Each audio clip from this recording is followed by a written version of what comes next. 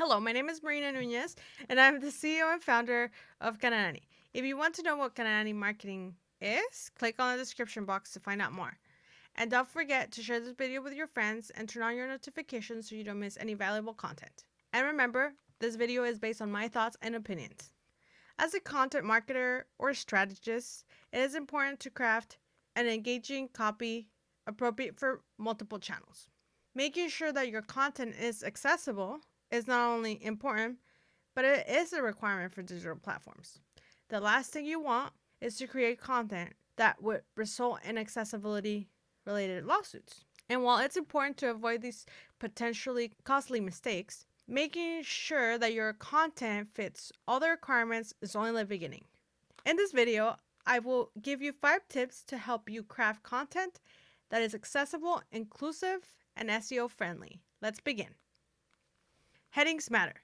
Use actual headings, H1, H2, H3, that are screen reader and search engine friendly and help users of all abilities understand the hierarchy of the content presented. 2. Add alt text. Adding alt text and titles to describe an image and by avoiding using text on images whenever possible. Make any images you use more accessible to more users as well as to crawlers. Number 3. Link labels should describe instead of direct. Link text and labels should clearly state intent. Avoid abbreviations or at least make them accessible. Spell out the abbreviation or acronym on the first mention and then provide the shorthand, acronym, or abbreviation in parentheses. Captions for the win. Always use closed captioning when watching any kind of video content. Providing captions of video content helps hearing impaired users understand what they're seeing. And now, did you know that SEO could be used for diversity and inclusion?